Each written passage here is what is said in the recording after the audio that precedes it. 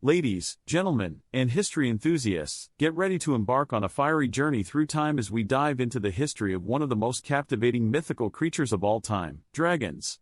If you've ever wondered how these fearsome, fire-breathing beasts have captured the imagination of countless cultures throughout history, then you're in for a treat. Because today on Timeless Sagas we're shedding our historian skin and donning our Dragon Slayer armor to uncover the truth behind these legendary monsters. So, buckle up and hold on to your dragon eggs, because we're about to take flight into the realm of dragons and their mythology. Let's start with a quick etymology lesson, shall we? The word dragon comes from the Greek word drakon, which means serpent or giant sea fish. Now, that may not seem as thrilling as the fire-breathing, winged reptiles we've come to know, but rest assured, the dragons of ancient myths and legends were no less awe-inspiring. The concept of dragons can be traced back to ancient civilizations, from the Mesopotamians to the Egyptians, Greeks, and Chinese. In fact, dragons have been a staple of human storytelling for thousands of years, and they've taken many different forms depending on the culture and time period. Let's start with a quick trip to ancient Mesopotamia, where one of the earliest known dragon-like creatures, the Uzumgal, was described as a massive, serpentine monster. This early depiction of a dragon-like creature might not have had wings, but its fearsome appearance was enough to make it a symbol of chaos and destruction. It's here that we start to see the foundations of the classic dragon archetype, a powerful, often malevolent creature that represents the forces of chaos in nature. Next, let's pay a visit to ancient Egypt, where the dragon-like creature Apep, also known as Apophis, was considered the embodiment of chaos, darkness, and destruction. Apep was often depicted as a giant serpent and was the archenemy of the sun god Ra. Each night, Apep would try to devour Ra, only for the sun god to escape and bring light back to the world. This eternal struggle between order and chaos, light and darkness, was a central theme in Egyptian mythology, and the dragon Apep played a crucial role in that cosmic battle.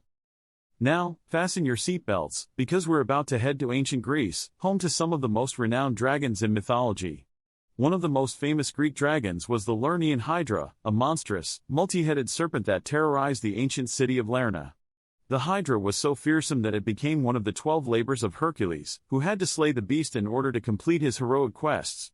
It's interesting to note that the Hydra, like many other dragons in mythology, was associated with water, a force that was both life-giving and destructive, much like the dragons themselves. The Greeks also gave us the story of the dragon Ladon, who guarded the golden apples in the garden of the Hesperides. Ladon was so ferocious that it took the legendary hero Heracles, yes, that Hercules again, to defeat the beast and steal the precious apples. It's worth noting that in many ancient myths and legends, dragons often serve as the guardians of treasure or sacred objects, reinforcing the idea that these creatures were symbols of power, wealth, and mystery. But what about the fire-breathing, winged dragons we've come to know and love? Well, for that, we'll have to travel to medieval Europe, where the dragon as we know it truly took flight. These dragons were often seen as symbols of evil and were frequently featured in stories of brave knights and heroic battles.